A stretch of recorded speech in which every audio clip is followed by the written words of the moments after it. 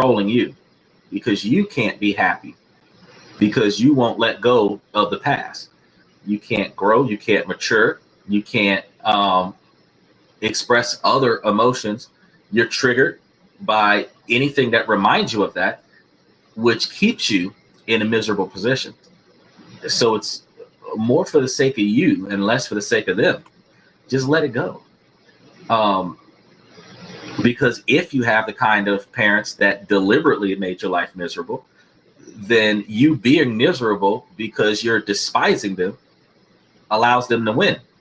If they did not intentionally destroy your childhood, then you being miserable is punishing yourself because they didn't do that on purpose. And they don't feel what you feel when you're not with them.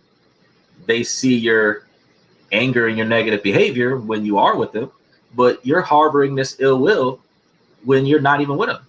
They're at work, they're asleep, they're doing whatever it is that they're doing when they're not at work, and you're still miserable.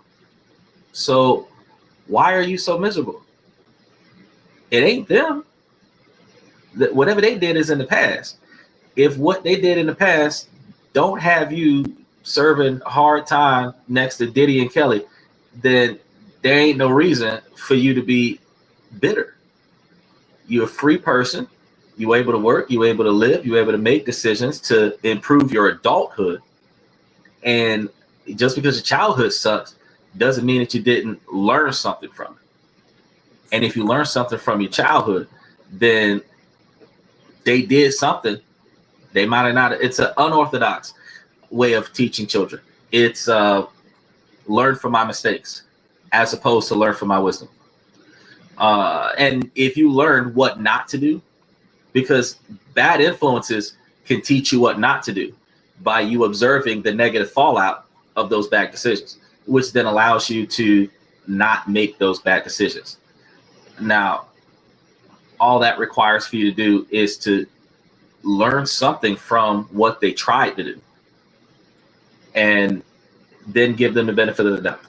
If you put a little bit of effort into your parents with the relationship, because if they're still with you, they want to be there. Because parents who don't like you, they would have gotten rid of you a long time ago. They would have removed themselves from your life a long time ago. So if they're still around for you to despise, then it is your effort to find a reason to not despise them now. What is it that you are doing now that is going to allow you to not be in a despising relationship with them? Because once you're grown, their job here is done.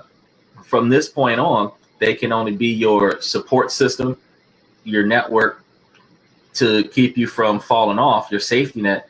But you grown now. You got to live and make mistakes of your own. And then you're going to be in a position where when you have children, they'll be grandparents, and everything they didn't do for you, they're going to do for your child.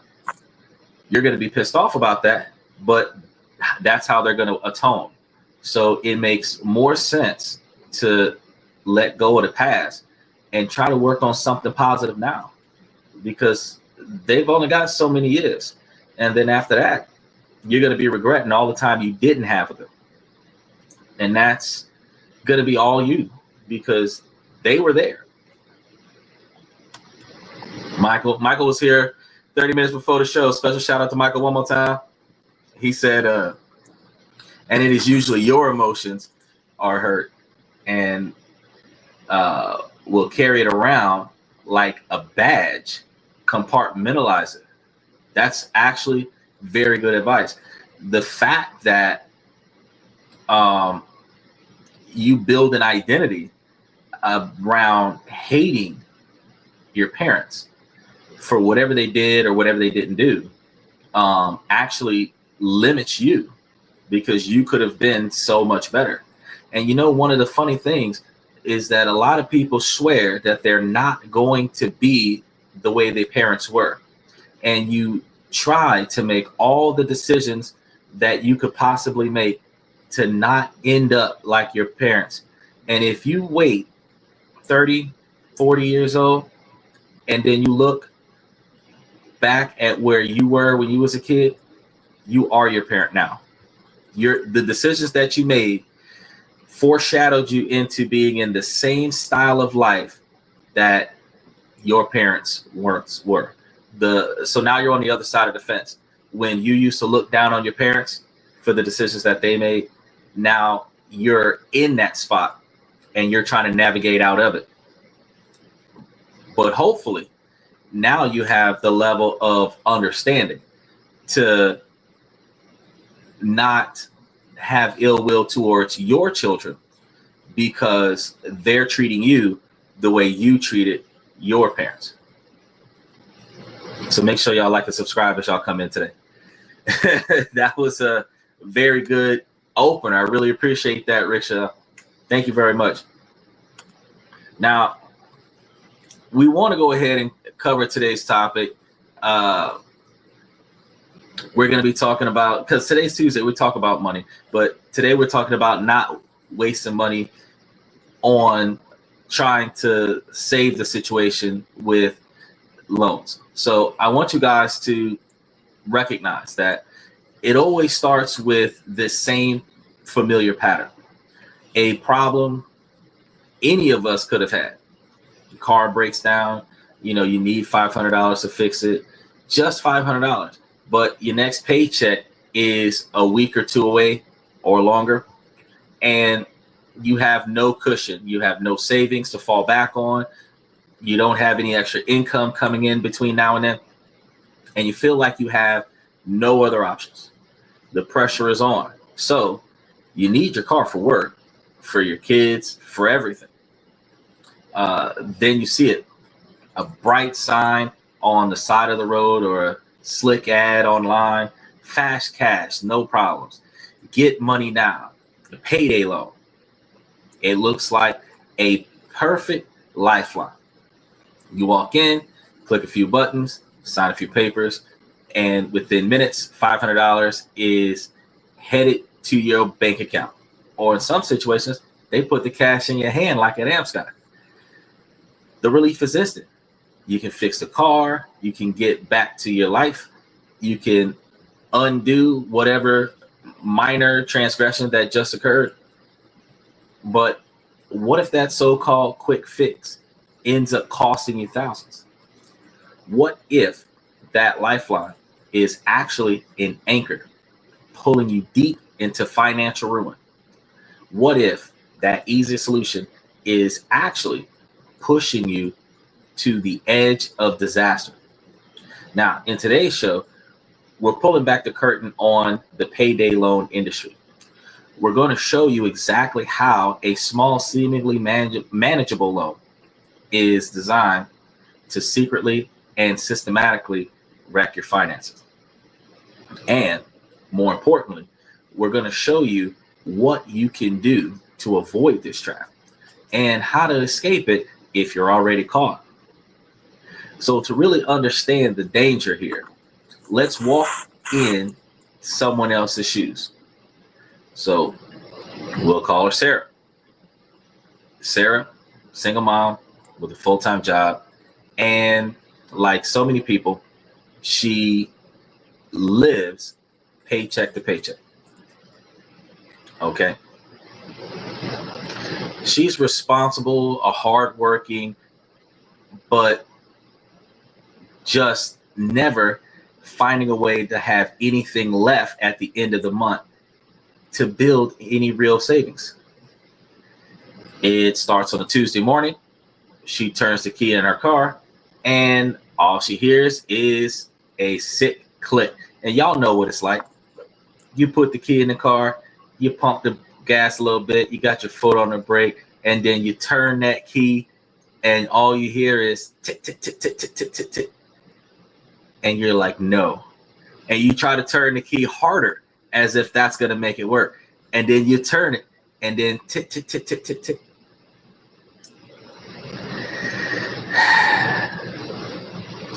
The mechanic gives her the bad news. It's an alternator.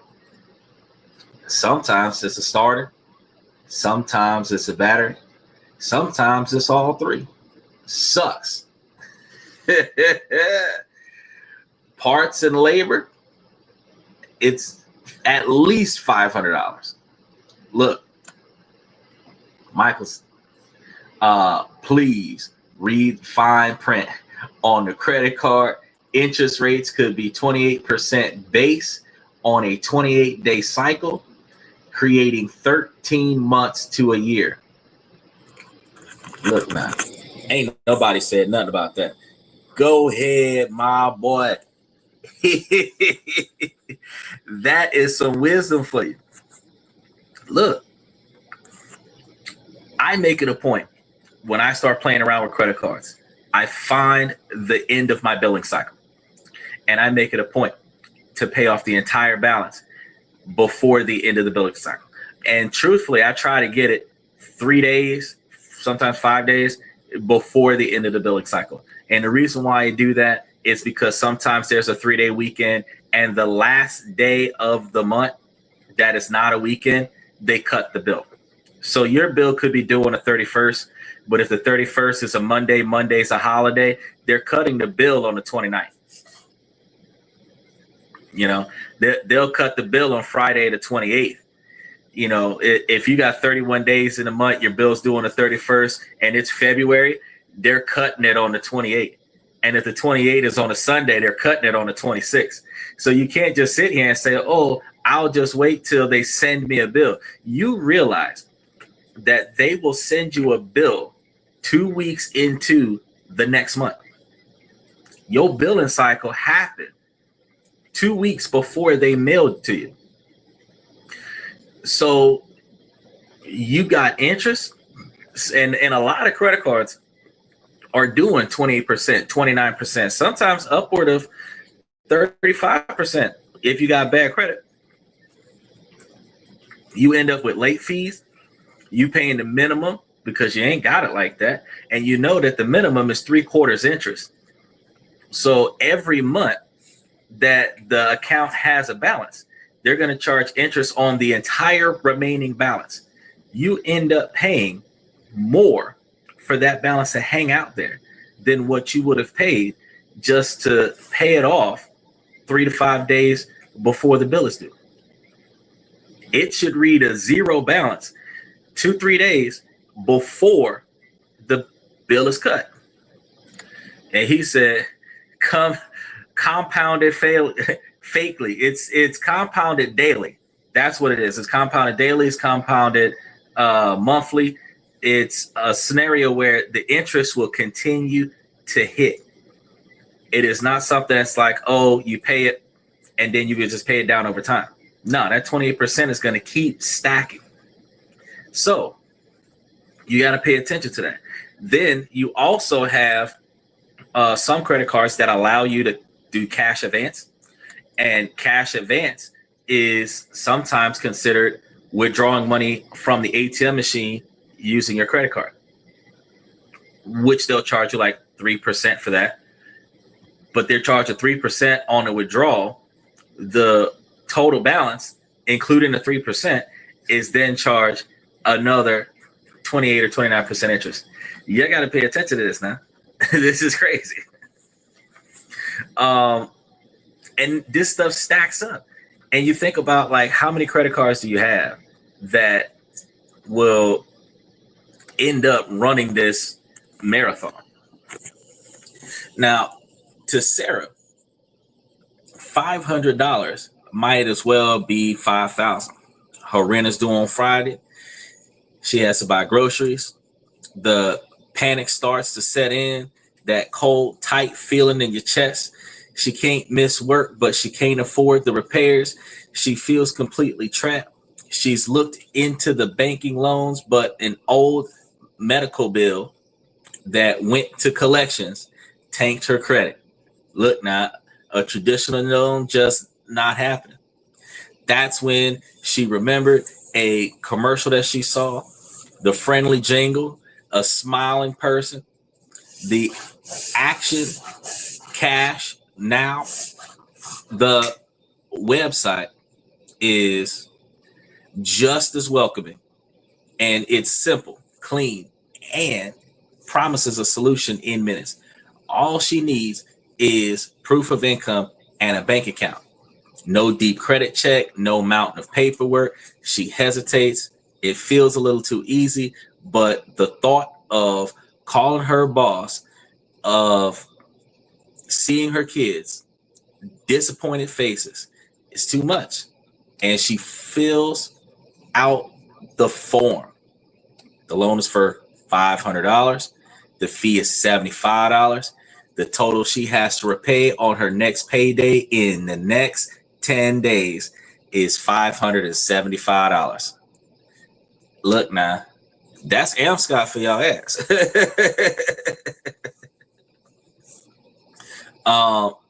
Michael said 28% is like working with one arm amputated. He ain't lying.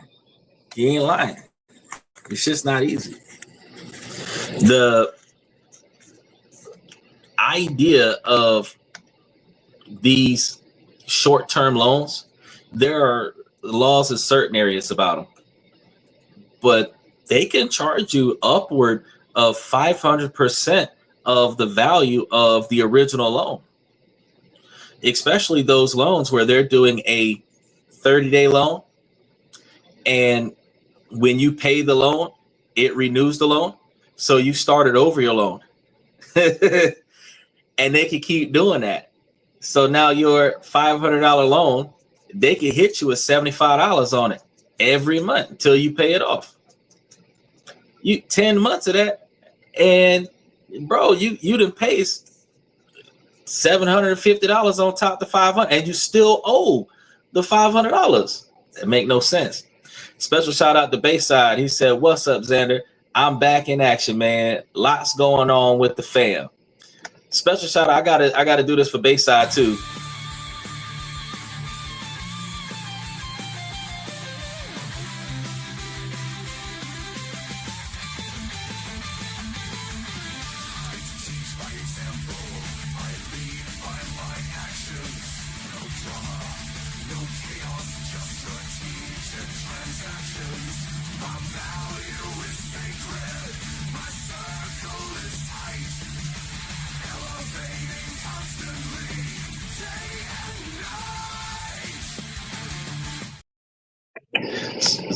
So what's going on with the fam, brother?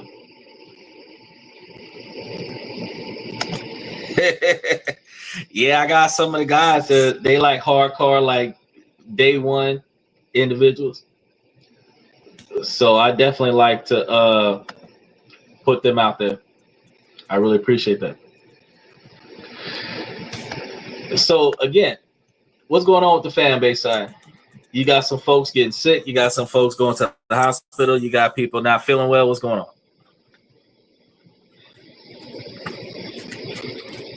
We're going to get into this topic today, y'all.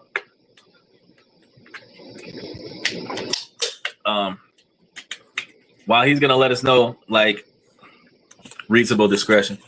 There it is. The wife had surgery, summer school camps, hurt my back. Oh, snap. That sucks. But feeling a lot better. Life broke. Definitely, man. Hey, look, I'm glad that you're feeling better. I'm glad that your wife is hopefully feeling better, because I know that if she went and did the surgery and you're not still in the hospital, that means that she should be in recovery. So that's good. Kids got school camp, so I mean, that's good. The kids is gone. You get to stay at home and sleep for a little bit. I can tell you that those heat strip pads, they do good with the lidocaine, but it does burn the skin. So I would recommend some like cortisone or some baby oil or something like that. Cocoa butter, something like that. So you put the lidocaine on there, and then you let it sit for a little bit. Then you take it off, like wipe it a little bit, and then put some cocoa butter or something on there so that you're not bruising the skin, and that'll kind of help you out a little bit, because I know that pain sucks. That burning feeling that you have after you take the pad off, it's not fun. They have naproxen that also works as well. Gel caplets, you could take those, make the pain a little less unbearable. But beyond that, there's not much when it comes down to muscle pain, joint pain, besides soaking in some hot water. Go to a spa. Take your wife with you. You get one of those like oatmeal spa days, full body massage, and try to feel better. He said lots of new people on the chat live, seeing the podcast grow. Thank you for asking, Xander. One love. Oh, definitely, bro. Man, hey, we got I was wondering when Steve is going to jump in here, because we got guys coming in from Twitter and Twitch some days out of the week. So yeah, the podcast is still growing slowly but surely. I'm not giving up on it. I'm here every night of the week. I'm grinding, and I'm going to find a way to make this big. This should get so big that there are too many comments for me to read during the show that I would have to pick some of my favorites and respond to, or they'll pay money to get their comment recognized, because there's too many comments to come through. Massage with a happy ending. I mean, you got a tip for that. That's not free. You gotta pay extra for that. It's not a free happy ending. It's not an accidental.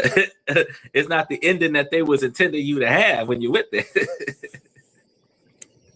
I know I went to one, and she was trying to massage the thigh, and she had to keep moving it out of the way, and I was sitting over there trying my best not to laugh,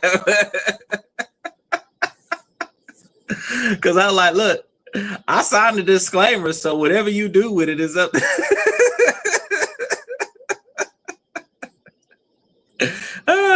no happy ending for me. And my girlfriend at the time was like, do it, it's on the bill.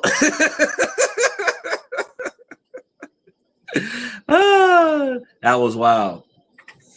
Now back to the main topic. That 575, it seems steep, but she figured it was one-time hit that she can handle, and she clicked accept.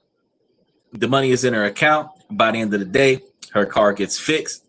A wave of relief is going to wash over her now. So she tells herself it was worth it, the $75 to solve the emergency. 10 days later, her paycheck is $1,400, hits her bank account. She sits down to map out her bills. First rent is $1,100. That leaves $300. Then there's electricity, the phone bill, and 2 weeks of groceries. Suddenly, the math isn't working, because if she pays back the full $575 for the payday loan, she'll be overdrawn before she even gets to the grocery store. The panic is back. And this time, it's colder. Now, she goes back to the lender on the website, frantically looking for solutions. And there is. It's a little button that says extend your loan. The site explains that for another $75 fee, she could just pay the fee for now and roll over the $500 principal for another 2 weeks. This stuff really happens, people. It's not great, but what choice do she have, right? She needs to eat. Her kids need to eat. She pays the $75. She promises herself she'll get it all sorted out with the next paycheck. She just needs a little more time. But what Sarah doesn't realize is that she just stepped into a treadmill. She just paid $75, but her debt is still $500. She hasn't made a dent. She just paid for the privilege of staying in debt. That second job or that side hustle sounded like a good idea right now. I'm trying to tell you. Real quick. Today's the 15th. So for anybody who's watching right now, you can go ahead and sell your Arbor Realty stock. You should have already sold your Global Net, and you should be sitting on that, waiting for the next stock that we're going to be getting into probably next week. So by the time the money clears, you'll have a decent quantity of capital sitting in your account, probably adding to the principal as well. And then I'll be giving you guys the information on which stock we're going to be going into next. So Make sure that you like and subscribe and stay tuned for that. Now, yes, as we were discussing earlier, that revolving debt, because since she's renewing the contract, the laws that exist around the original debt not being taxed so much is out of the window, because it was a short-term loan and you paid $75 to extend the loan or renew the contract. And since you're renewing the contract, you have a new debt on paper.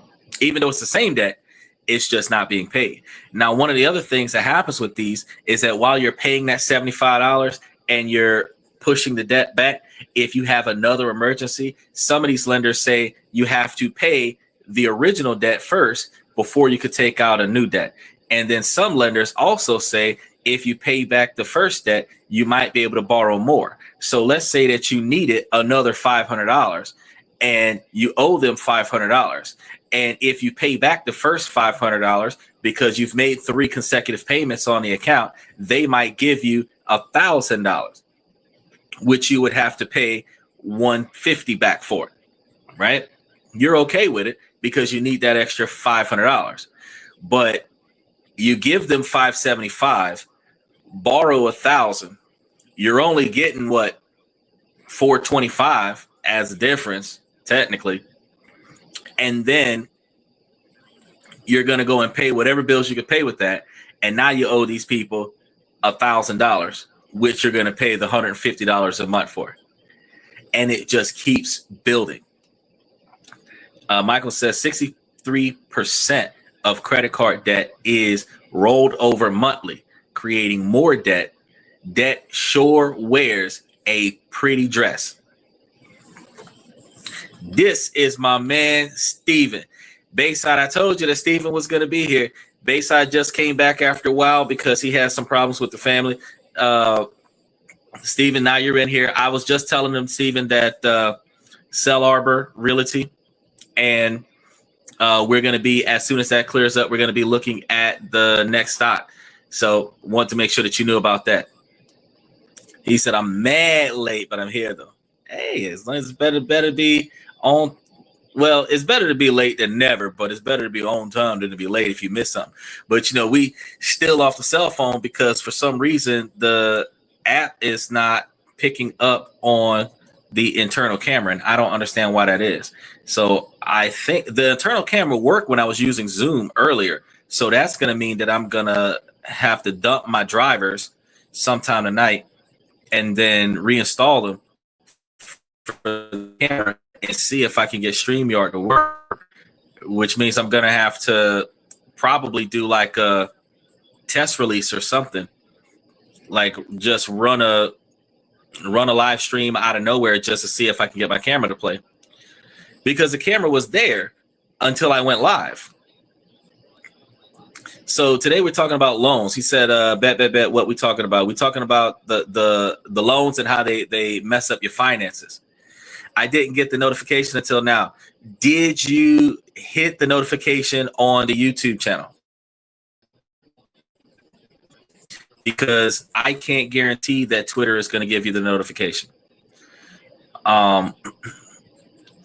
It went live at that moment. So at 11:35, it went live. So like 45 minutes ago, it went live on time today. But YouTube, if you hit the notification on the show, YouTube will send your cell phone a push notification that says, hey, this show's live. Yeah. So I got tomorrow's show scheduled. I'm going to put up Thursday and Friday before Thursday or Friday. That way, while you're here tomorrow, you can click that notification on YouTube. And then when the show does go live, it'll tell you, it should give you at least 2 notifications. It should tell you that it's scheduled to go live at a certain time. And then it should tell you that it's live when it goes live. And then you can just jump on through Twitter. You know, I don't mind.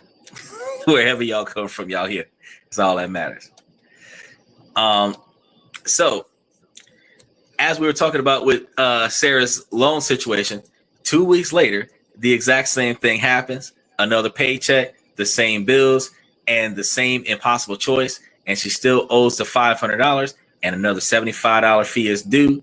She's now spent $150 on fees just to borrow $500 for 1 month. And okay, hold on a second. He said, your camera quality is so bad. No hate. Yeah, the camera quality sucks because I'm coming off of the cell phone.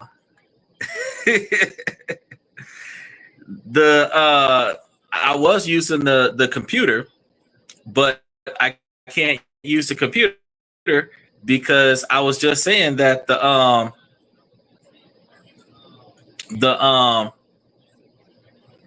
StreamYard dropped the integrated camera off of the. Oh, I got a webcam. Yo, I gotta let me see. I gotta figure out where did I put that webcam at. I just thought about the webcam, and I got where that bad boy at. There you go. Oh, let me see if I can do this, y'all. I ain't even think about the damn webcam.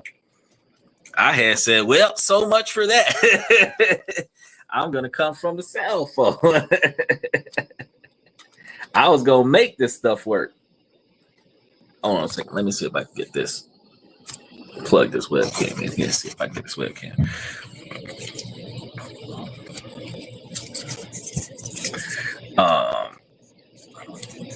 Because the webcam also has an integrated microphone.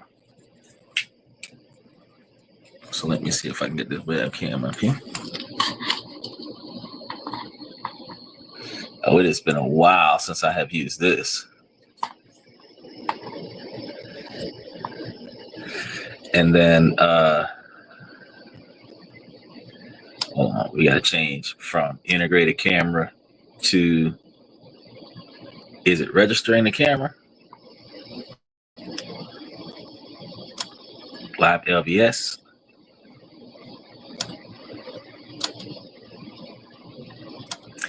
Wait, one of these is going to start that camera. That says Twitch. That says OBS. Nope. I'm going to figure it out. I got the webcam sitting up here. So what I'm going to do, because I got the webcam right here. So I got to connect it and make it work. It says that your browser can't access your devices. Oh, I might have to do an update on all of my browsers then. Okay. I'll get that done after the show. We're going to figure it out. So either way, yeah, the camera is sucky. But as you see, the camera's moving. It just started yesterday, and we're just trying to adapt to it. So we're going to figure it out.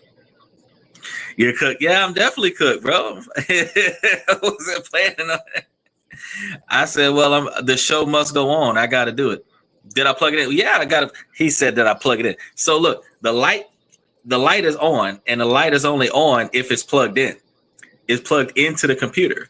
The browser is not registering any of the devices, not the laptop, not the webcam, nothing. And I don't know what happened there because all of this happened after my most recent update on my laptop. I did a laptop update on Monday, and then everything started acting a fool right after the update. So this happened like 30 seconds into yesterday's show. I thought I fixed it, and then it just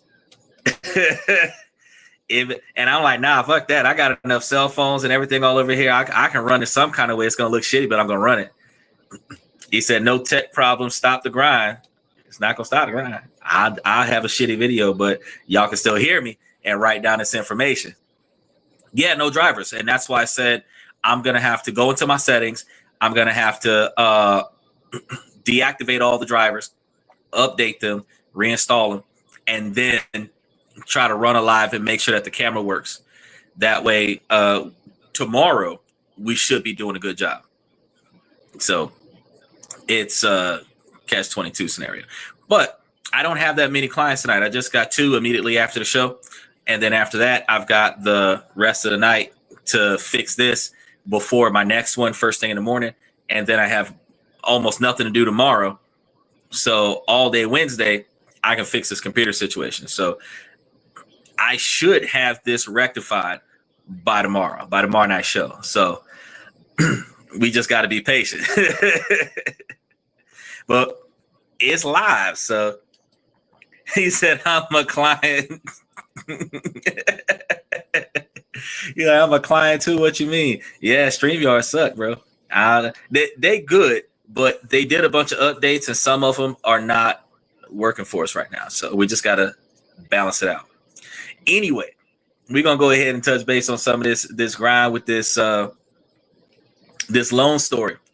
Now, the weight on Sarah's shoulders of continuously having this debt and continuously paying these service fees starting to crush her. The shame is setting in.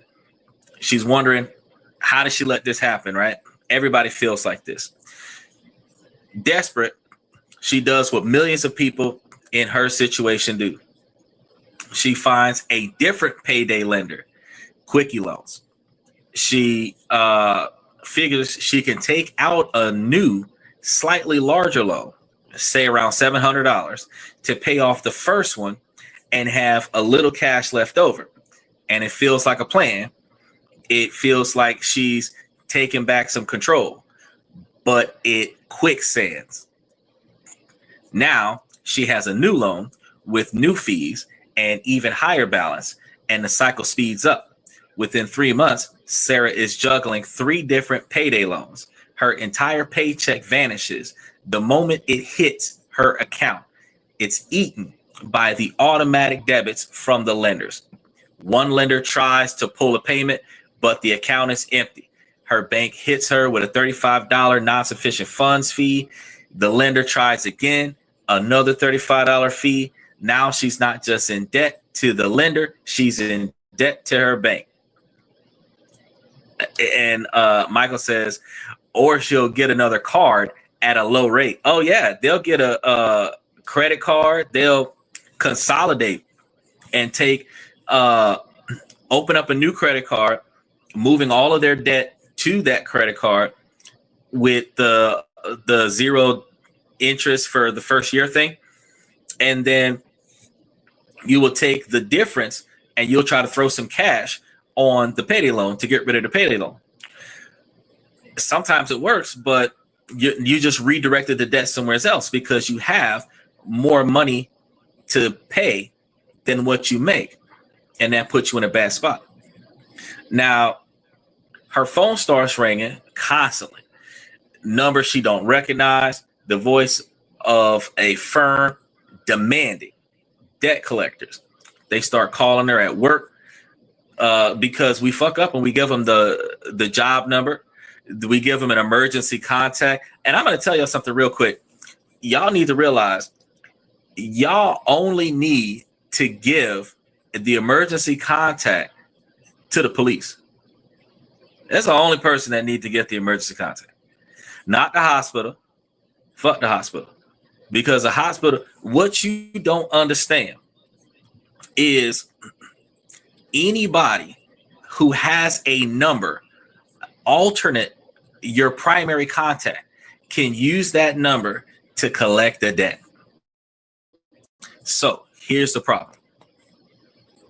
You sign up for something, doesn't matter what it is. It's a car, a house, a loan, an activity that does not require you to be in an emergency situation. But because they're fronting you the service where you're supposed to pay them back on the back end, that emergency contact document that they're asking you for puts you in a position where you're letting your best friend, your girlfriend, your family member, whatever, know that you got a debt that you can't pay. Because as soon as your positive account goes negative, they call your immediate contact, emergency contact person to see if they can find you to collect the debt. That is not what the emergency contact is for. The emergency contact is supposed to be if I am hurt, dying, or something to that effect, you can call the person that matters to me most to come to my aid, not to call the person that I know to collect the debt. So y'all need to leave that emergency contact list blank. If they want to know who to call, give them Ghostbusters. Michael says it becomes a cycle that's hard to break. The American dream. It is the American dream. You keep knocking and they won't let you in. Never sign for another person. So you don't put nobody's name on your contact information. None. Because they don't need to call nobody. If you are a grown behind adult and you go to the hospital, if they don't save you so that you can sign the paperwork, you dead. Now, do you care if the bill is paid if you're not alive no more? Now, if I'm going on a trip, you don't got to tell my emergency contact that I'm on a trip. I'm going to tell my emergency contact that I'm on a trip. Now, if I'm important to my emergency contact and I didn't check in, they should come looking for me. If you're smart about it, you done put some money aside. Let's say for those of you that are victims of the system, we're not gonna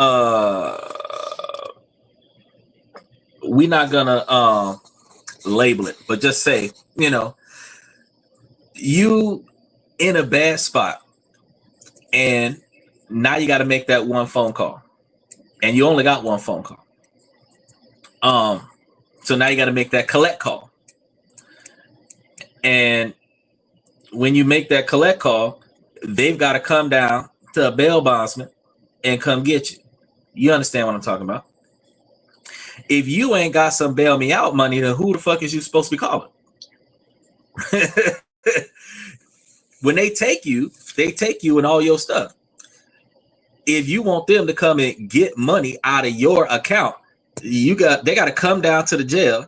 You got to sign all your property to them, clothes and all, so that they can take your wallet and go to the ATM machine and get some bail you out money.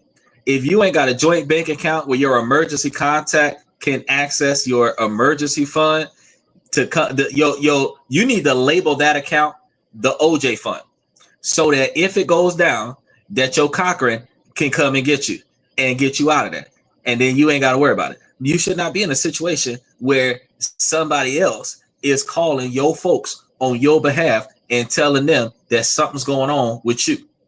They should hear from you first. So when it comes down to this money, if you got to pay for something, don't fill out no paperwork labeling nobody else as a contact. That's just what it is. And they be like, oh, you sure? I'm positive. Because ain't nobody paying this bill. If I fall out in this hospital, you're going to take care of me. Malpractice. I can't think of all the other slip and fall claims is going to happen. That you're going to take care of me. Throw the Rolex on the table and walk out the door, because that's how this is going to happen. You're not going to put me in a position where I'm going to have the people I know trying to pay my debt for me. If I couldn't pay my debt, they not going to pay my debt. Even if they could, I'm not going to let them. I'm going to say, hey, nah, we're going to charge that one off and we're going to take that money and start over here and take care of something else. Because if I had it to pay you, I would have gave it to you. If I could have borrowed the money from a friend to pay you, I would have borrowed it. But if you ain't getting no money from me, you shouldn't get no money from my team. That should be the way it is. But that's what they do. They do that to guarantee their payments. Because if you in financial trouble, that's an emergency.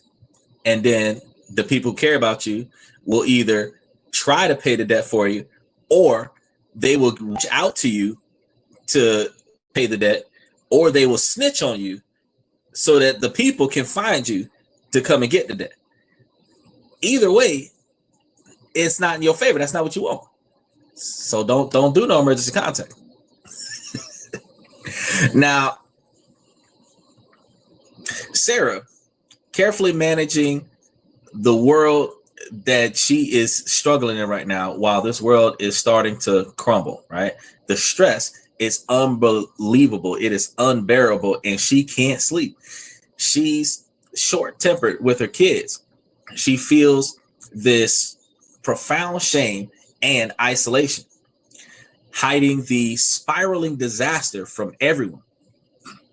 There was a man on the show a few weeks ago that had this exact same problem, and he ended up in a divorce because he couldn't afford to pay for the house.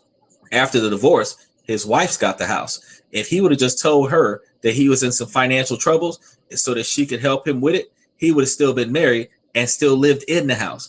Either way, his ass is homeless. If he would have told her what was going on, he probably would have still been in the damn house.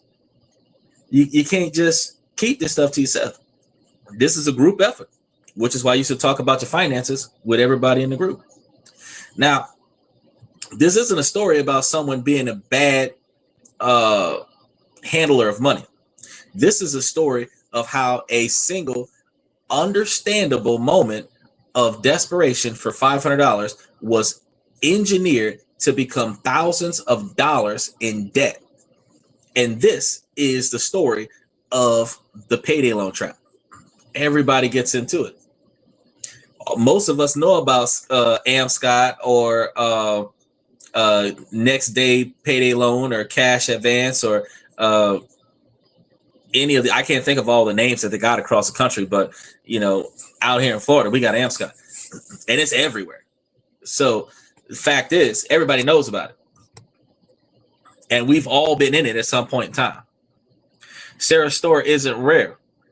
Worst case scenario, it's the business model of the payday loan industry, where they don't sell a product, they sell a cycle.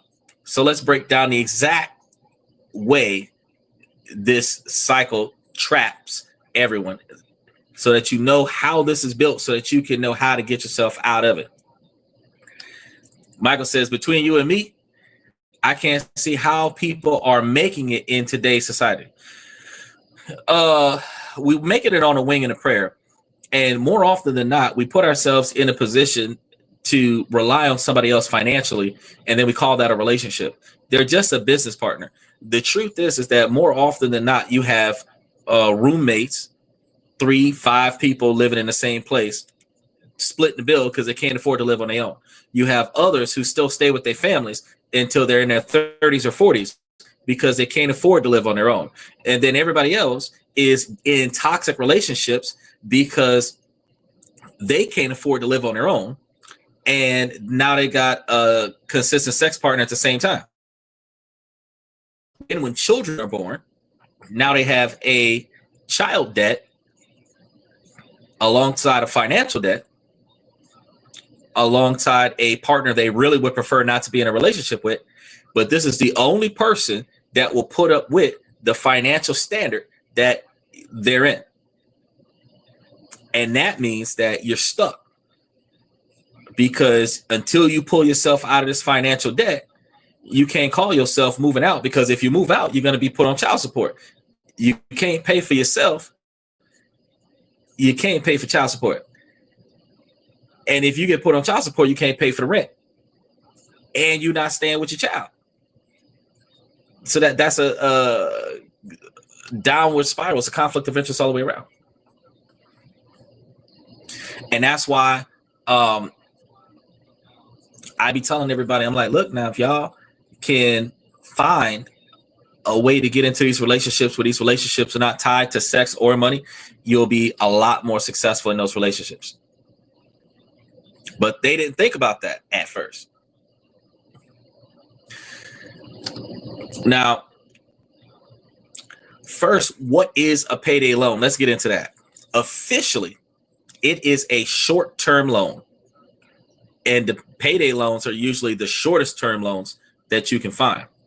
They're high-cost loans, usually for $500 or less, designed to be repaid on your next payday.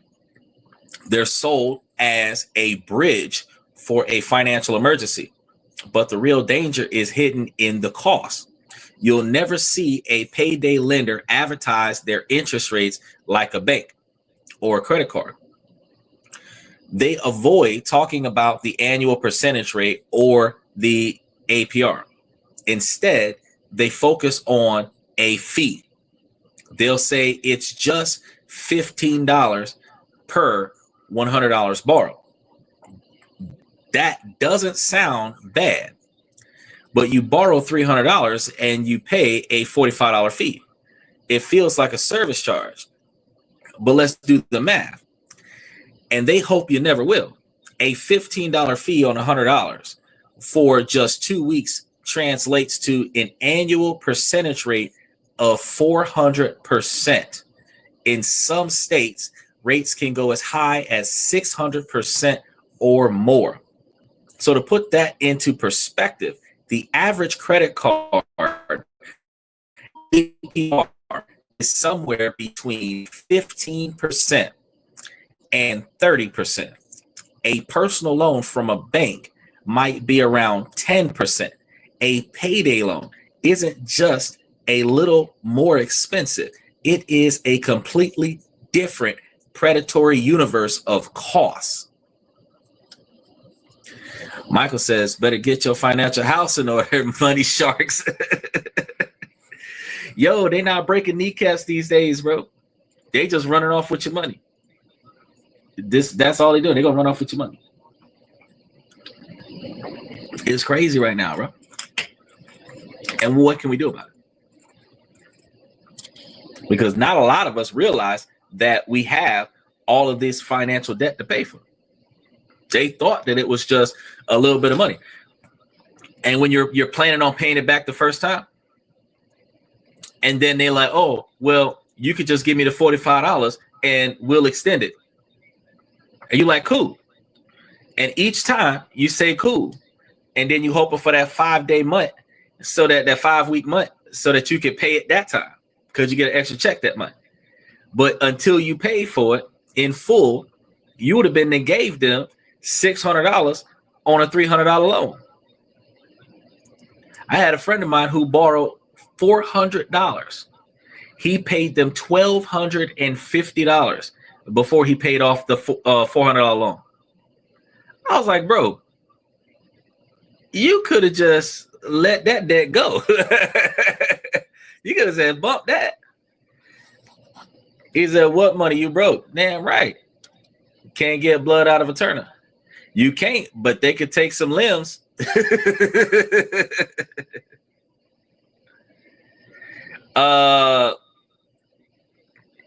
This insane cost is the engine of the debt trap. So the whole system is built on the high probability that you can't afford to pay back the loan, plus the fee with your next paycheck, because a lot of them set up the auto bill pay. And when they do the auto bill pay and they don't allow you to modify with upfront payments and stuff to that effect, you end up recognizing that the day that you get paid, they're going to take that fee at the very least.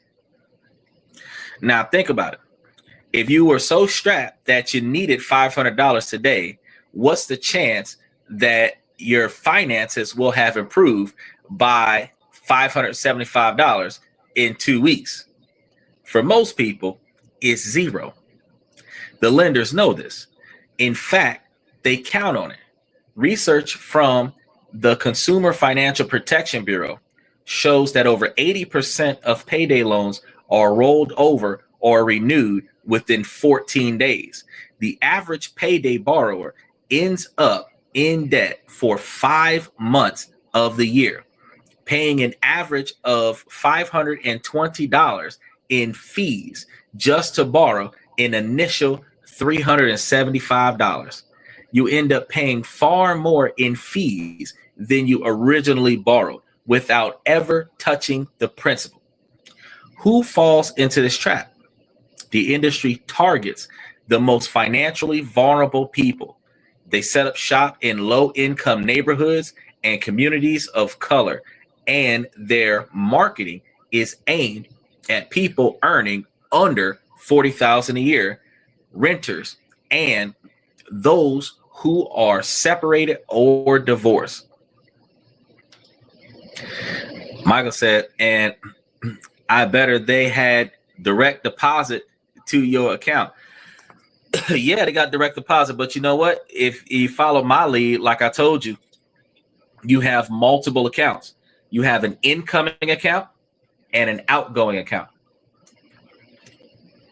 Your incoming bank account is all of the cash deposits that are direct deposited into your account.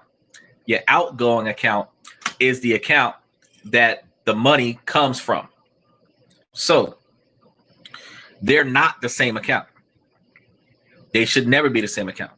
So if somebody's going to do an automatic bill pay, that's a separate account. And they're going to bill that account if there's money in it. Your paycheck comes into your paycheck account. And there's always money in that account until you personally manually transfer it out. You should never have your primary bank account being tapped for auto pay. That's a recipe for disaster. A lot of people say, oh, well, automate your life. And I've told you guys about automating your life in certain situations, but I would micromanage that personally. I would automate my life by putting extra money into my outgoing account and then setting up bill pay on that. Making sure that at least once a month that I transfer enough money to cover all of the auto pay that I plan on having for next month. But to say that I am not going to look at my bank account for 12 months and have direct deposits coming in from my job or my source of income, and then having direct billing from the exact same account for 12 months and never look at my money, that's a bad move, because they could overcharge you. You can have unapproved transactions, and you have to dispute that within 90 days of the transaction. Otherwise, you're going to have a problem. Your money is just gone.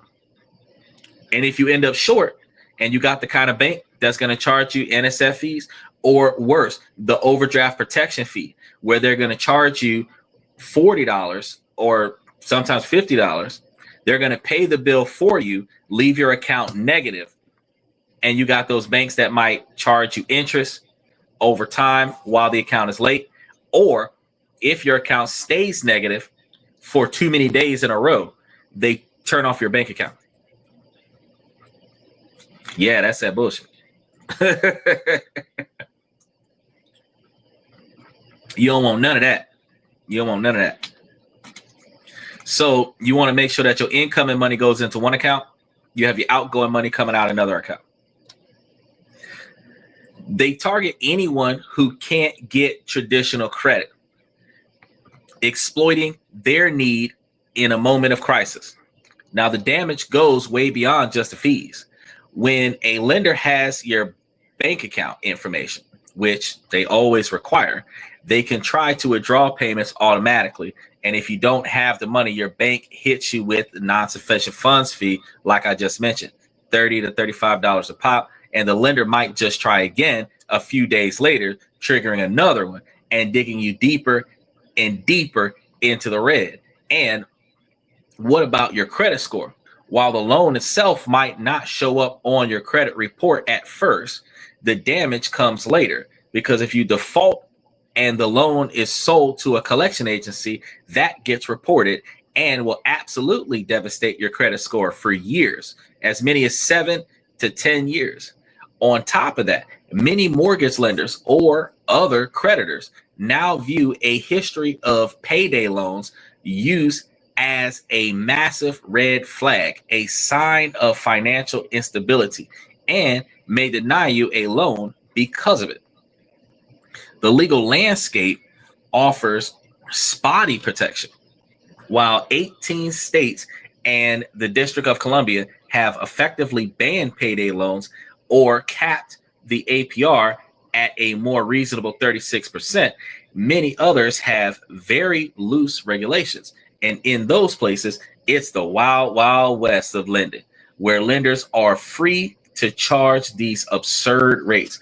And this is a multi-billion-dollar machine built on trapping people like Sarah in a cycle of debt.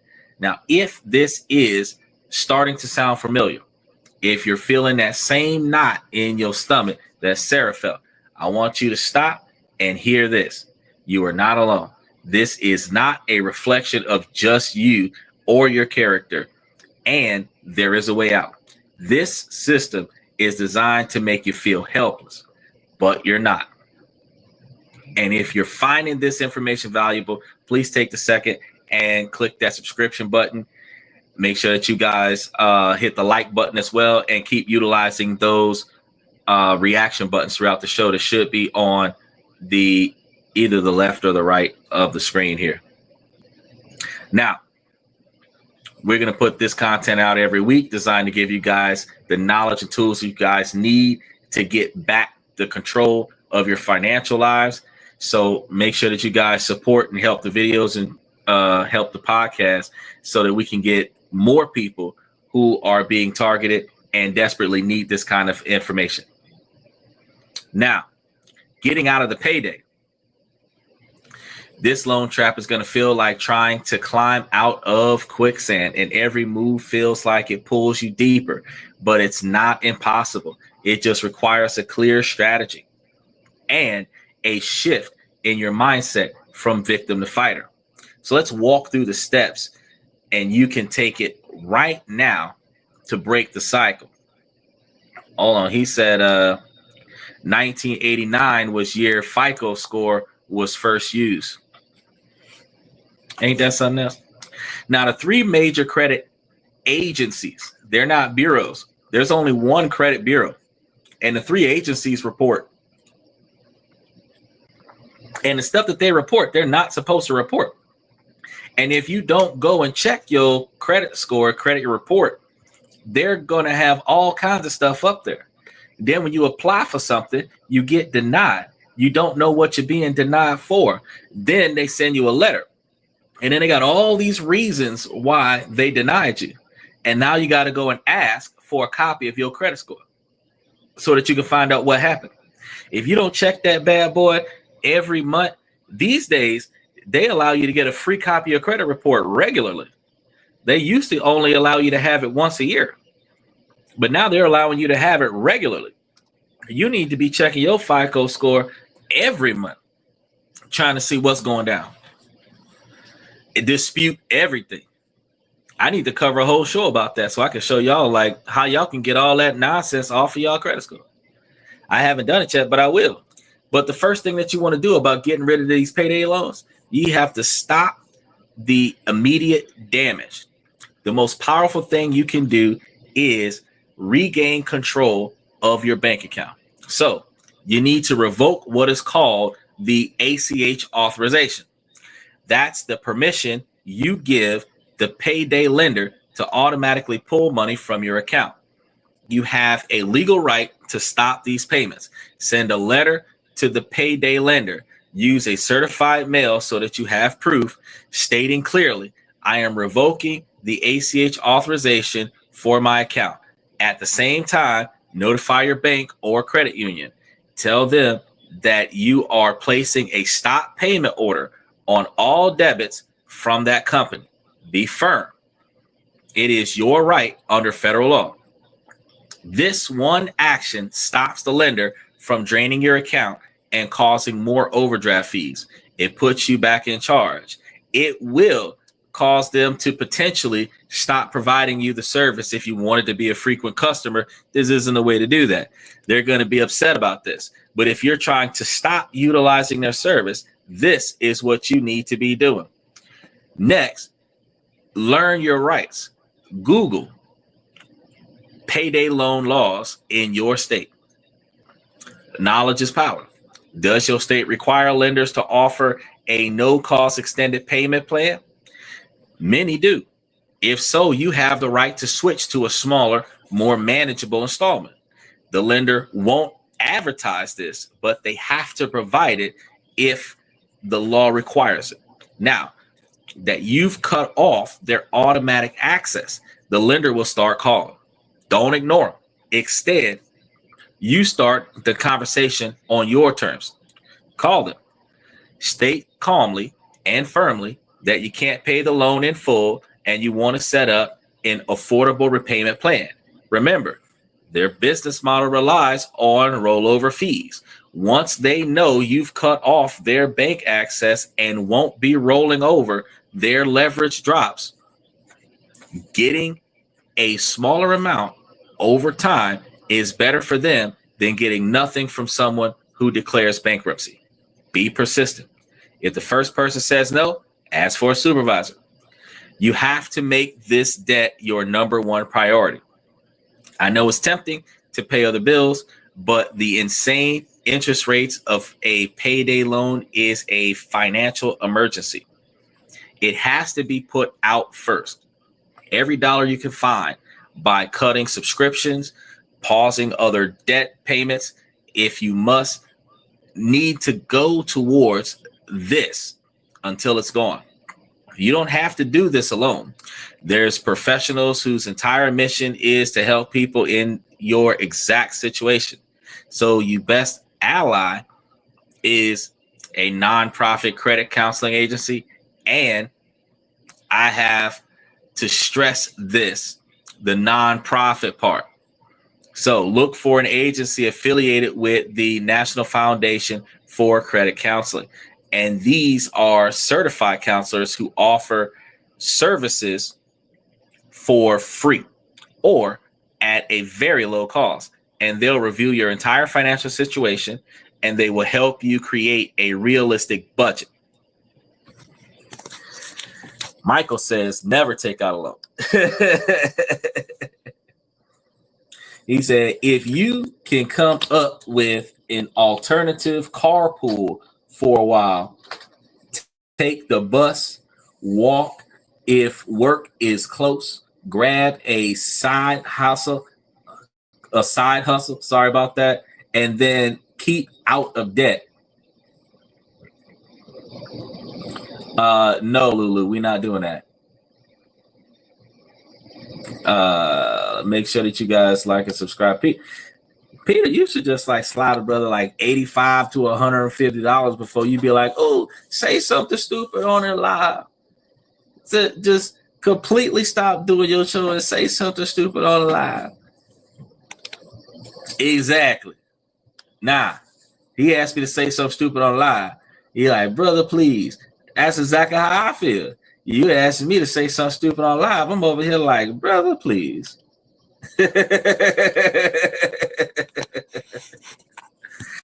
Now, when it comes to managing this debt, they can also set you up with a debt management plan. With a DPM, the counselor negotiates with your creditors, including payday lenders, for you, often getting interest rates and fees drastically reduced.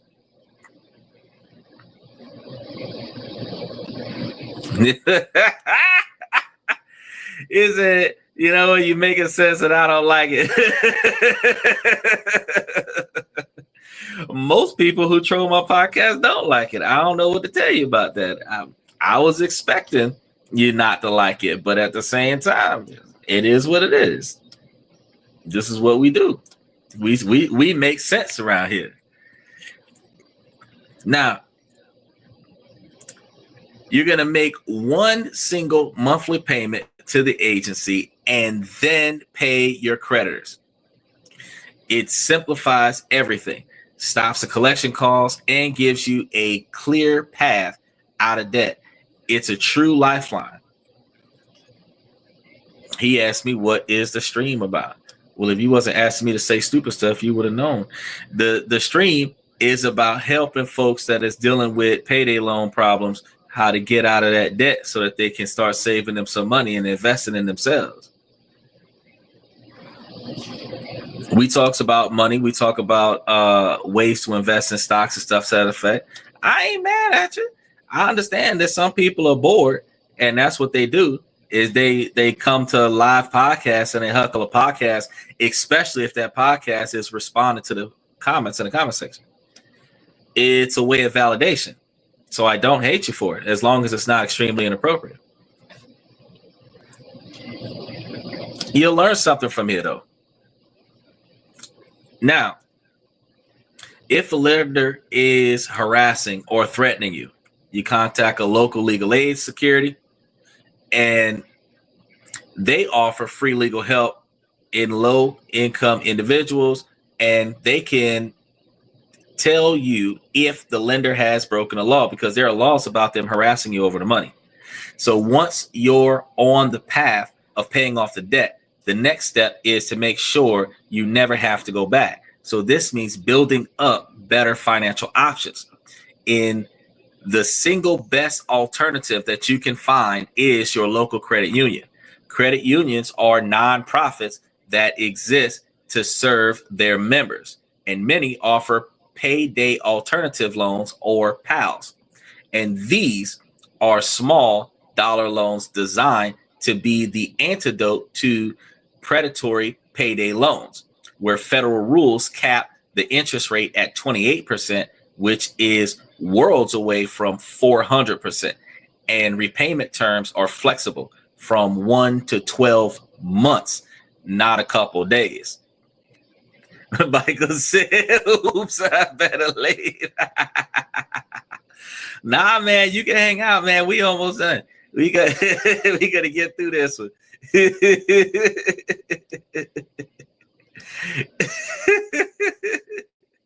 Now, you can also call 211 on your phone or visit their website. And this service connects you with local charities and community assistance programs that can offer one-time help for utility bills or rent payments. And this isn't a loan, it's help. So some companies also offer earned wage access or low-cost payroll advances, which lets you get money you've already earned before payday. Now, you got to be careful when you're dialing 211 and 411, because some people's phone bills will charge you $2.11 or $4.25 for using them damn phone numbers. So you got to check your phone bill and see what they do about those type of calls. But if you're really trying to get yourself out of a bad spot, it don't matter what it costs to get you out of it if you ain't got to keep paying for it. Hypothetically. Finally, consider the hard conversation, asking those family or friends for help. This is a humbling scenario. If they're smart like me, they're going to put you into a contract where they're going to buy everything out for you, and then you're going to pay them back with interest over years, but they're going to allow you to pay it at your rate. You know what I mean? It's not much different than what they got going on with the payday loan, but the difference is that if you owe $1,000 worth of payday loan, and let's say your homeboy put you on a $1,100 fixed amount, pay as you can until you pay it off. That's way better than $100 every week, every month until it's paid off. Either way, and then when you're paying your homeboy back $1,100 on $1,000, when you need something, he got $1,100. Because if they constantly are the go-to, because usually when you're in a situation like this, when you have to reach out to somebody who you're going to borrow from, and this ain't the first time you've done it, you typically go into somebody that you know will not say no. They will either say, I'll think about it, or they'll say yes. They'll say, let me see what I can do. And they'll say yes. Or they'll say, you lucky I got it. But they won't tell you, no, I'm not gonna, even if they did have it. Those are the people you call first. So, knowing this, if you gave them back more than what they gave you, out of appreciation for them always being available to do something like this, you maintain a positive return with them, where if in the event that you need them again, you can call on them, but you're supposed to set your life up so that you don't have to keep calling them like this. Now, if you do this, treat it like a formal loan. Like I said, you want to write down the amount, the repayment schedule, and any interest to protect the relationship between you and your friend and show that you are serious about fixing this shit. Now, all of these alternatives are great, but the ultimate long-term solution that makes you immune to predatory lenders is an emergency fund. Now, this is your shield. This is your freedom. So start with the hardest part, and you're going to start small. Set up an automatic transfer from your checking account to a separate high interest yield savings account. It could be $10 a week. It could be $5. The amount is less important than making it a consistent automatic habit. Pay yourself first, like I've been telling you for the last 3 months, before anything else. Your first goal is to get that $500. Now, this is your flat tire fund. It's the buffer that can absorb a small shock without sending you into a panic. Once you hit that $500, aim for $1,000. You'll ultimately have a goal that is going to be somewhere around 6 months of essential living expenses. But every dollar you save is another brick in your financial fortress. Now, a declaration that you will never be at the mercy of a payday lender again. And I'm going to tell you, that freedom is exhilarating. I actually had a buddy of mine tell me that Chime loans out like $5 hits to people, and you take that $5, you do what you got to do, and then you throw the $5 back. And I told my homeboy, I'm like, bro, I'm not going to need that. You throwing me $5, and I got decent quantity sitting in the bank. I got decent quantity that comes in on a regular basis. The amount that I need is less than the amount that I get. I should never be in a situation where I need $5. And likewise, he asked me for 60, and I was like, let me see what I can do.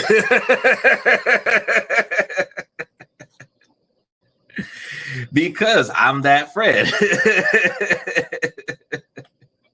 I never say no, but I say, let me see what I can do.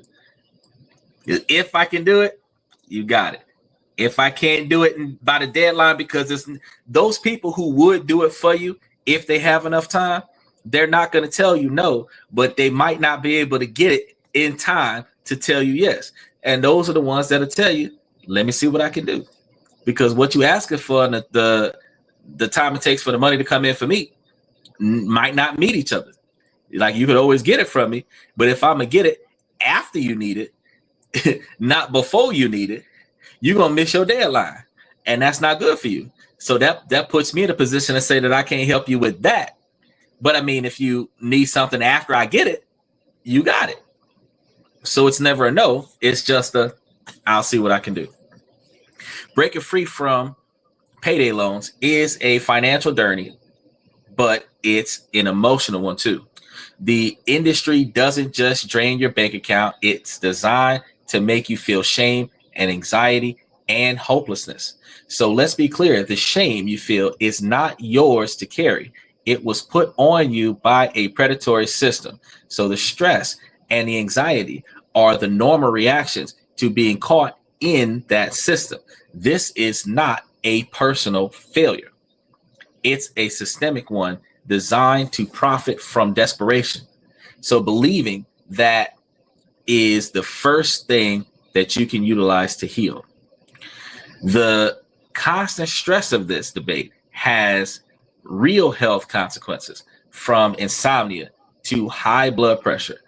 It strains relationships as the pressure starts to build, and the secrecy. Now, the path to healing is tied to the path of action. So every step you take, from the plan we just laid out, revoking ACH, calling a credit counselor, starting that emergency fund, is a step towards empowerment. Now, each action, no matter how small, chips away at the feeling of helplessness and replaces it with control. And you have to break that silence. The stigma around this debt thrives in isolation. That's why I encourage you if you feel comfortable to share a piece of your story, the public areas. You don't got to get all the details if you don't want to. And just a word of encouragement. In the comments down below, you'll be able to give us all the information that no, not those types of baby steps. We're talking about smaller steps, smaller, appropriate steps. Now, you would be shocked to see how many people have faced the exact same fight.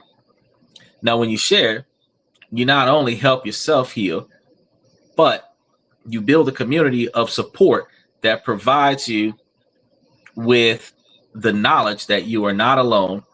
And this is a dark area that the largest majority of America falls into. And we need to find a way. We need to not just find a way, we need to enforce the way that will get us out. Now, we started with a simple problem, a $500 car repayment. We saw how easy solutions of the payday loan is a carefully engineered trap designed to lock people into a devastating cycle of debt. It's a cycle fueled by deceptive feelings that hide interest rates approaching 400% or 600%, intentionally targeting the most vulnerable people in our community. But that $500 problem does not have to become a $5,000 nightmare. We've laid out the blueprint to escape. You can stop the damage by taking back control of your bank account.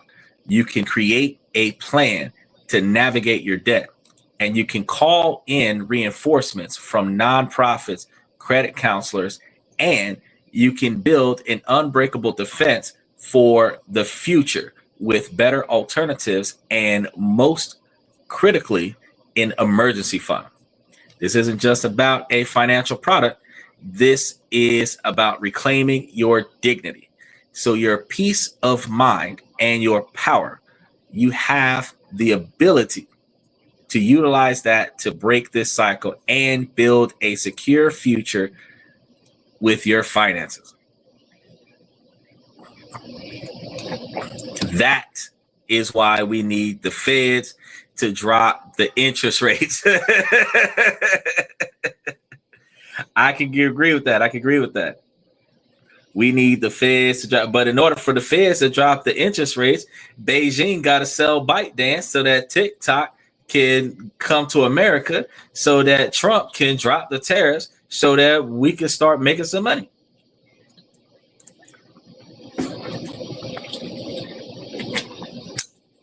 Michael says servitude, y'all. Servitude. Stop being slaves to these scams. They scheming on us something fierce. I told y'all before, and when I said it, it was harsh, and not a lot of people appreciated how I put it. But capitalism capitalizes off of the stupid, the weak, and the elderly. That's how it works out. They're gonna get the desperate, and that's like a fourth option. But desperate people are there because somebody fucked up, somebody made a mistake. And the fact is that if you wasn't making a mistake, you wouldn't be in a financial disaster, and you would not have to depend on somebody. Usually when you're desperate, you're willing to sacrifice yourself further than necessary just so that you can break even. But because you're sacrificing yourself further than necessary, you're putting yourself further into a problem where you're not even plateauing. Bayside said, I can't lie, I used to borrow $200 from Advance America. That's the other company. I was on the hook, always advancing $200. Once I caught up, they made plenty of money off me. Then I stopped. Amscott had got me for a while too. Everybody's done it. Some of us have gotten out of it, but not all of us. Here goes a really weird person, but I'm going to entertain this. Uh, ENUF for heaven. Ever lied or stolen before? No. Ever lusted or hated anyone before? No. I don't got time for that because I be trying to make money.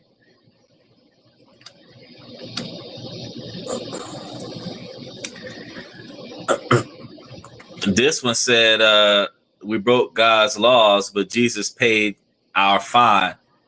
Turn or burn. Okay.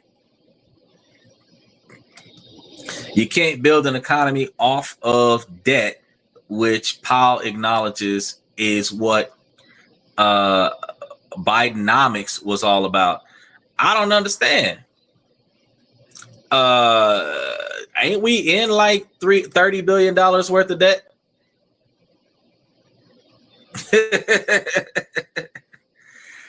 Ain't we in like that? We built a whole economy. The United States is built off of a whole economy of debt, borrowing money from everybody. China owns a large majority of our debt.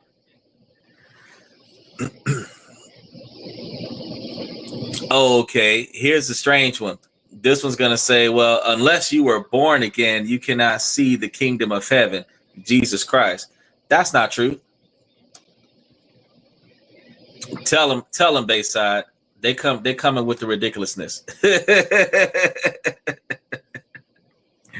we didn't got the right ones. We didn't spark the super trolls today.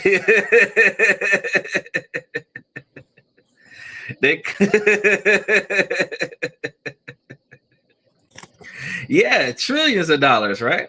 Trillions of dollars. Oh, that's enough. Oh, that's what he was doing. I was looking at that like, oh, good enough for heaven. Oh, that's what he was trying to say. Oh, Lord.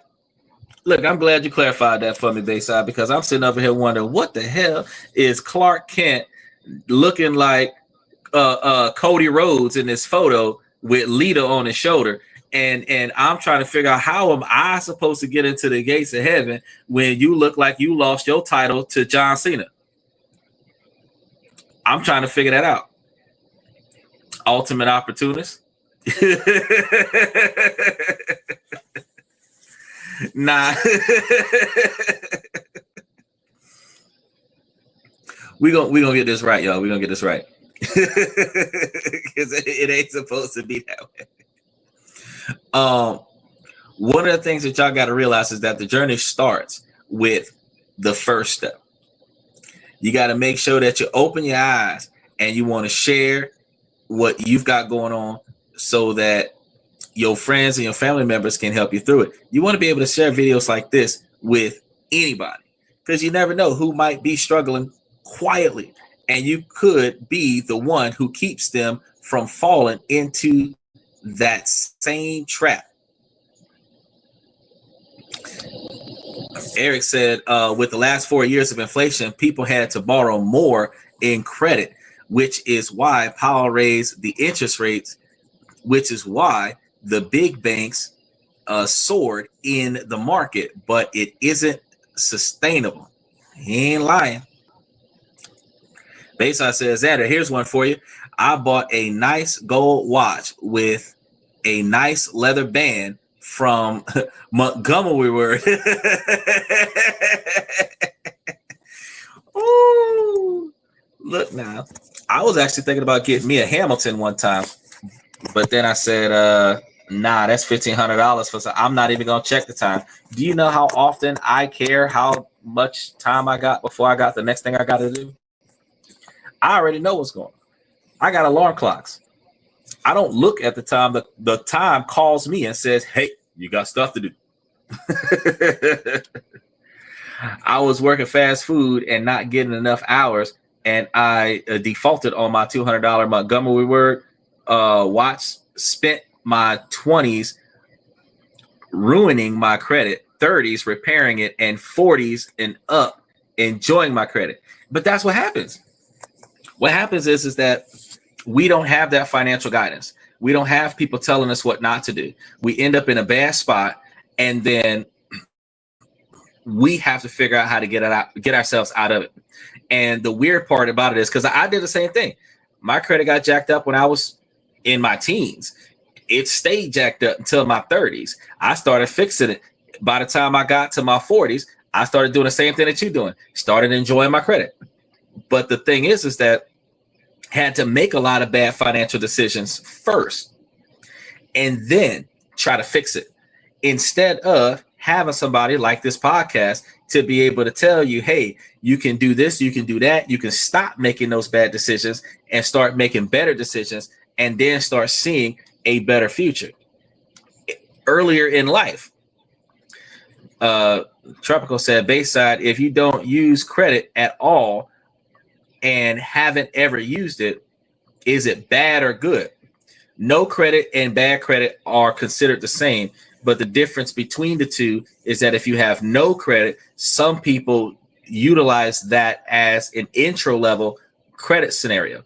If you have on-time payment history, you have credit. It just doesn't have a credit limit.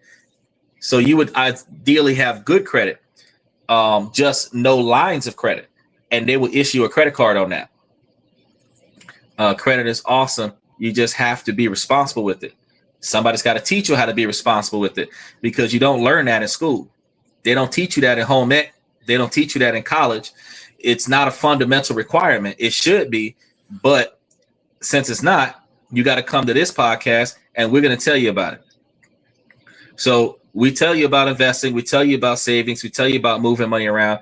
But I also take some days out of the month to tell you how to pull yourself out of the financial rut that you've been in, so that you can clear up some free money, so that you can start putting money in places where you can invest. Because how are you going to invest if you're in debt? How are you going to invest if you spend more money than you make and borrow money from the payday loans that you can't afford to pay back? How are you going to invest? Because the 400% interest is higher than the 168% return on the stock. There's no way. The best thing for me to do is to tell you how to get from under that, so that you can take the extra money you no longer need to put it somewhere else to make money for you. Michael said, I got a Pepsi Cola Seco dive watch, day and date, 200 milliliters, automatic for $1 at a garage sale, and I wear it every day. Bro, that is like the best thing to get right there, because that mug looks sexy and it's cheap. And you only got to change that battery like once every 10 years. He said if you have assets, the bank will look at that and most likely approve your loan. And that's true. But in order for you to have assets, you have to know how to buy assets that have value. And you have to take care of those assets so that you can maintain that value. And that's something that people don't know about either. And that's why buying land, even like you said, all this past 2 weeks, buying just land, not like houses, but like a land, that land can be leveraged. You could do better with 2 acres of flat land than what you could with nothing. It'll definitely come over that $1,000 debt that you couldn't get. Special shout out from Scotland. I appreciate you guys in Scotland for watching us. Gary Shepherd. That is awesome that you guys are starting to watch us from Scotland. I need to cover Scotland. That's what I'm going to do. Because he said that, I'm going to cover Scotland in next week, Wednesday show. We're going to be talking about Scotland as one of the best places to live, affordable places to invest. How's the women out there, Gary? Do they cook? We're looking for traditional women. We can't find them in America.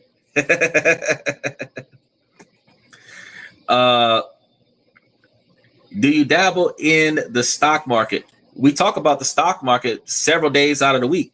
If you look at he said yes. If you look at last Tuesday's show, we were talking about trades and everything. We have been monitoring our dividend rotation strategy.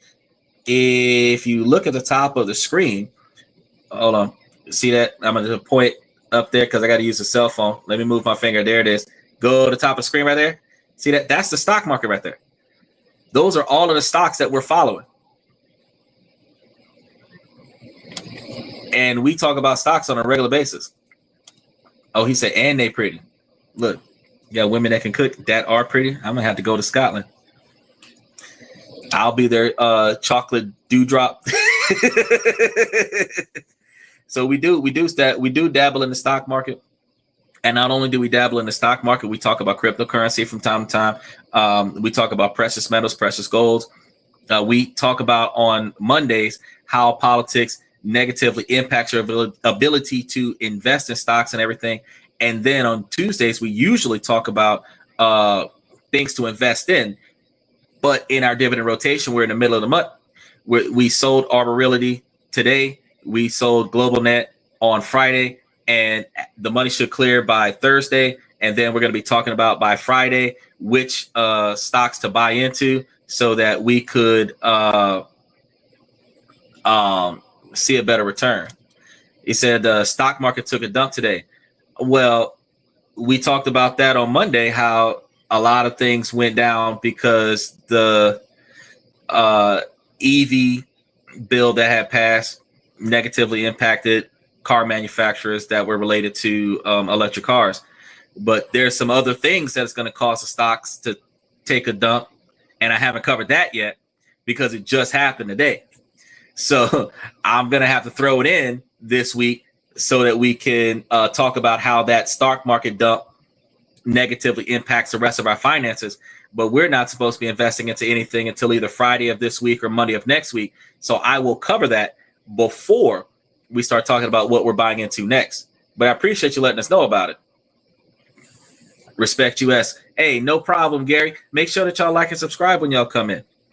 And hit that notification button because we're going to be talking about anything that directly impacts your ability to profit off of putting your money down. Gary, I don't know. You're asking me. Gary Edinburgh, I'm not sure. But I want to do some research and find out about it before I talk about it. So, I'll probably cover it on the show next week, Monday or Tuesday. If I don't cover it, I might emergency cover it on like Thursday or Friday because I haven't put up Thursday or Friday yet. I heard there was some sort of government IRA savings account. I don't know anything about that either. There is an IRA account that we're usually using, and there's an extended one that we're supposed to do to like evade taxation. But I'm not sure about a government issued IRA savings account.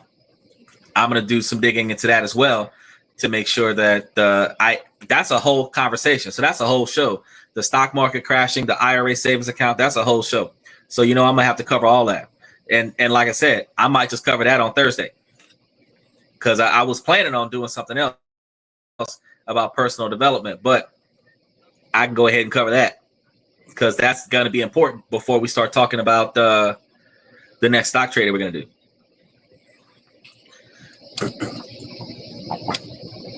Now, make sure that for more content on how to build your wealth and destroy debt for good, that you make sure that you guys subscribe to the channel. Y'all want to make sure that y'all take these links and y'all share it with the people that y'all know. Make sure that y'all share it with people that you know can use it and people who can argue against it, because I take all challengers. This is a fact-based podcast. I find all this information, I curate it, and then I bring it to you guys. So it has been heavily researched. So I don't just throw bullshit on the table. So like when you ask me questions about something I didn't know, I'm going to go find out about it before I talk about it. And then I'm going to give you all the ins and outs of it so that you can know how you can use it and how you can benefit from it. So I'm glad that you brought that to me, Eric. Michael says, always enjoy your shows, even when I'm bored. Remember to like and subscribe. Bro, if you're not excited about it, you will be, because like Steven will tell you, we've been making money off of this. So we make the trades. And then after that, we come and we celebrate on the show. So that is all I have for today. So I'm glad that me and Michael be walking out right about the same time. Like right when I finish with all of the details, Michael's like, oh, yep, that's my cue to leave. So I want to thank everybody from coming into the show. Special shout out to Bayside, Mr. Satellite. Michael, Eric, I really appreciate you guys for showing us some love tonight. I got money. Now we making money off of it. Special shout out for Gary Shepard. Really appreciate you as well. And the appropriate questions from Tricycle. I really appreciate you guys. Ladies, as long as the situation doesn't make sense, I'm going to keep asking y'all to make it make sense. So ladies, please make it make sense. And then fellas, we're about 70% male-driven podcast from the male perspective. This information is to help y'all become higher valued men, but the ladies can take this information and use it as well. This is not gender exclusive information. Anybody who wants to stop being broke and start being paid and start having a life that is stress-free, that they can retire early, you take this information, do your research, and then run with it. He said, Curtis, go fishing. Yeah, that's what I'm talking about. You want to be able to stop what you're doing and just hop on a boat, sit in the middle of a pond somewhere, and just relax till the fish start biting. That's what you got to do. Got to relax. Now, I want to thank you guys for coming to This and That. I'm your host, Xander, where we talk about this, that, and everything in between. And I'll be seeing you guys tomorrow night. Hopefully, with the cameras and everything fixed on it. Good night for now.